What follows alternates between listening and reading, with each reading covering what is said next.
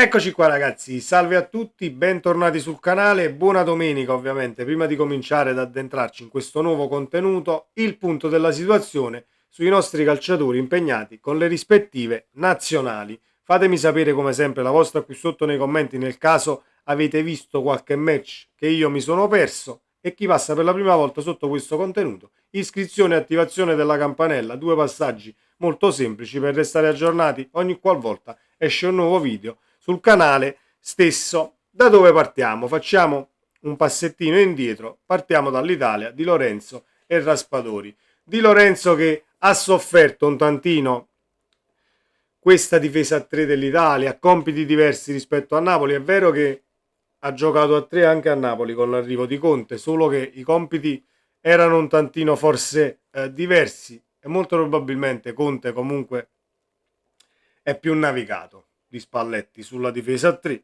Non voglio fare il paragone tra allenatori assolutamente, ma sto esaminando il rendimento di Di Lorenzo durante il match che non è stato, diciamo, al top, ma ci sono delle attenuanti per quanto riguarda il sistema di gioco, visto che a Napoli sei ritornato comunque a 4 e sappiamo benissimo la differenza tra il Di Lorenzo a 3 e il Di Lorenzo a 4. Raspadori. Su Raspadori c'è un pensierino da fare. Allora, Spalletti è stato il primo, uno dei primi a dire Raspadori può giocare da sottopunta, può fare l'esterno, è un valore aggiunto, avercelo, diciamo, quando subentra può darci sempre una mano, eccetera, eccetera. Dico io allora, perché non farlo giocare in pianta stabile in nazionale invece di fargli fare 10 minuti perché deve giocare poi Pellegrini, calciatore di un'altra categoria, non al rialzo ma al ribasso, perché per me Pellegrini è sempre stato un calciatore da Serie B nella maniera più assoluta per quanto mi riguarda, non perché si è fatto cacciare fuori, ha compromesso la partita, eccetera, eccetera. Sono sempre stato di questa opinione, visto che ne abbiamo sempre parlato noi, ma anche addetti ai lavori, allenatori, tecnici, eccetera, eccetera. Raspadori può rendere dietro la punta, perché non farlo giocare dietro la punta da titolare? Domanda che non avrà sicuramente risposta, perché poi in nazionale ci sono anche delle situazioni e dinamiche tra le stesse società e la nazionale nelle quali non voglio assolutamente entrare. Anghissà 4-1 vittorioso il Camerun contro il Kenya e Anghissà non è andato sotto il 7 per quanto riguarda i voti diciamo di diverse testate giornalistiche. È un Anghissà completamente ritrovato, fisicamente, mentalmente, padrone del centrocampo. Noi non aspettavamo altro e non vogliamo altro, perché l'Anghissà al top è un valore aggiunto ed è un calciatore che poi diventa indispensabile anche in nazionale a quanto stiamo vedendo, e quindi ben venga per noi e per il proseguo del campionato. La Georgia e Kvaratskhelia sconfitta 1-0 contro l'Ucraina. Kvara sicuramente svolge un lavoro un tantino diverso, per non dire completamente diverso, con la nazionale, però la sconfitta non è colpa di Kvaratskhelia assolutamente, è di una prestazione che si può definire poco sufficiente di tutta la Georgia, perché ho visto la partita e ne ho viste abbastanza di partite della Georgia, poco lucidi in fase di costruzione e non voglio dire disastrosi, perché poi la partita è finita 1-0, quindi qualche toppa è stata messa, però l'Ucraina sugli esterni a livello offensivo ha avuto la meglio quasi sempre, quindi c'è da rivedere secondo me questa fase difensiva. Kvaratskhelia non giudicabile per quanto mi riguarda, perché comunque è una prestazione nel complessivo della squadra che non è stata sufficiente. L'importante è che però sono tutti integri, nessuno si è fatto male e quindi questo punto almeno lo portiamo a casa noi. 90 minuti giocati per il georgiano e va bene così. Lobotka 90 minuti anche per Lobo. Abbiamo terminato gli aggettivi per Lobotka che diciamo è in un momento della carriera di maturazione totale, anche quando al limite la squadra, che possa essere il club o la nazionale, non fanno una partita rilevante a livello di prestazione, a Lobotka si fa fatica a dare l'insufficienza. Quindi per me Lobotka ha fatto una partita intelligente in primis, quella della Slovacchia, e poi è il faro sia del Napoli che della nazionale. Non vi affrettate a venire a Napoli e volerlo portare via, perché ce lo vogliamo godere per, diciamo, per quanto più tempo possibile, ecco. Quindi lasciatelo stare a Napoli e dove sta, perché comunque sta bene, non è che va cercando qualcos'altro, non è nemmeno quel tipo di calciatore che no, io sono un calciatore da Real Madrid e l'anno prossimo me ne vado. Sicuramente ne è consapevole delle sue qualità, però lasciatelo un altro poco a Napoli e ce lo godiamo. Ma ci arriviamo al centrocampo, perché noi abbiamo comunque investito sul futuro ed è assolutamente l'argomento che tratteremo poi tra un attimo, quello di Gilmour e McTominay. Prima però c'è Rachmani vittorioso in Lituania 2-1 con il Kosovo, 90 minuti giocati per il difensore, come lo è poi quasi sempre alle apparizioni del Kosovo, perché non è che il Kosovo poi abbia 60 difensori centrali che possono comunque girare.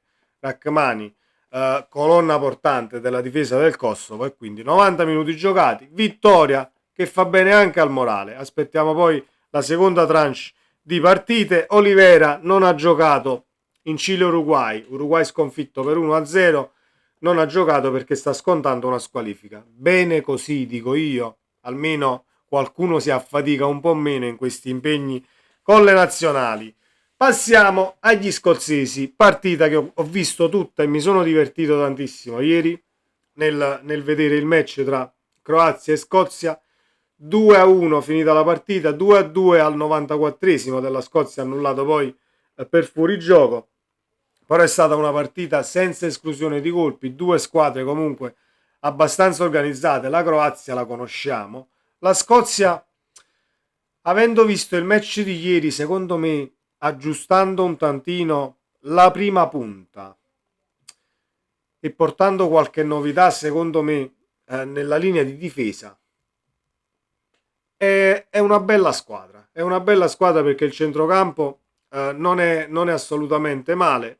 Forse la prima punta dove McTominay ha cercato di apparare, tra virgolette, mancanze a livello di movimenti, inserimenti e nel dettare il passaggio del 9 della Scozia, ha giocato quasi, diciamo, vicino alla punta più che dietro la punta, spostandosi anche talvolta sull'esterno, dialogando con, diciamo, con gli esterni in inserimento e nell'attaccare poi l'area di rigore. Gilmour è il metronomo della Scozia, così come lo era al Brighton e così come lo sarà a Napoli.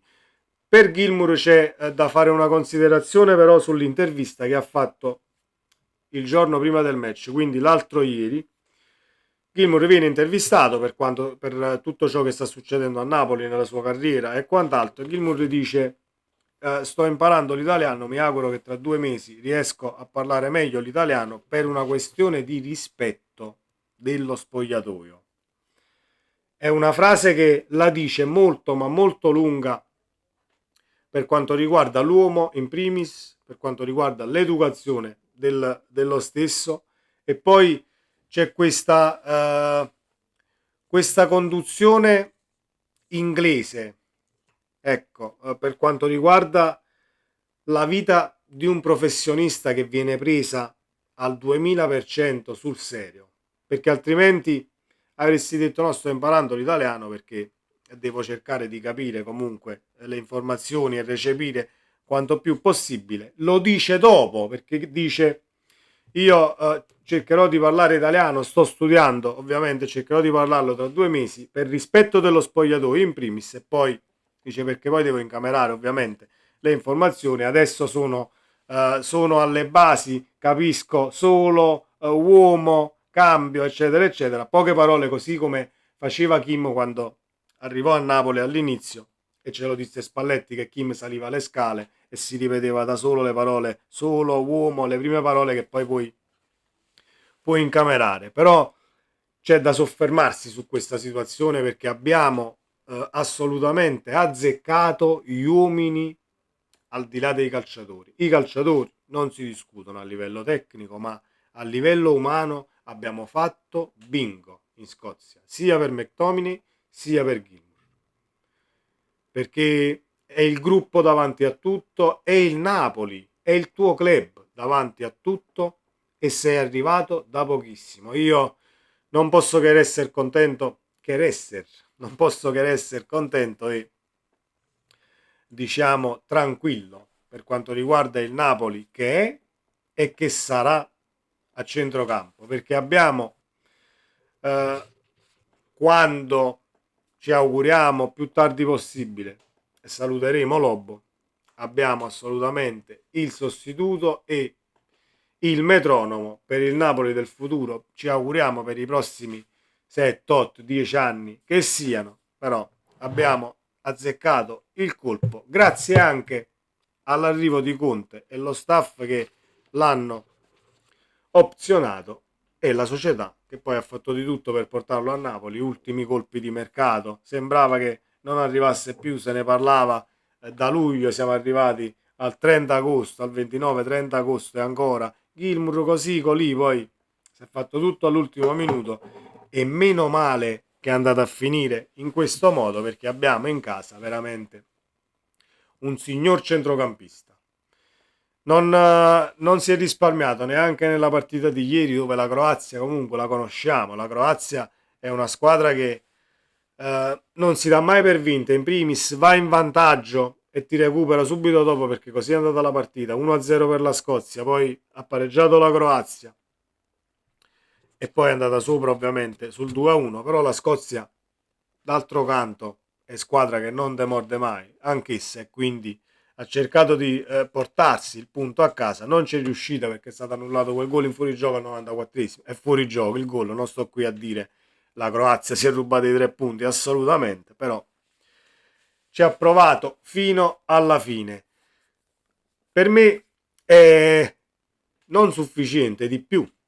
È assolutamente positiva questa giornata di nazionali con i nostri impegnati. Aspettiamo quest'altra tranche di partite, è l'unica cosa che ci auguriamo, ma senza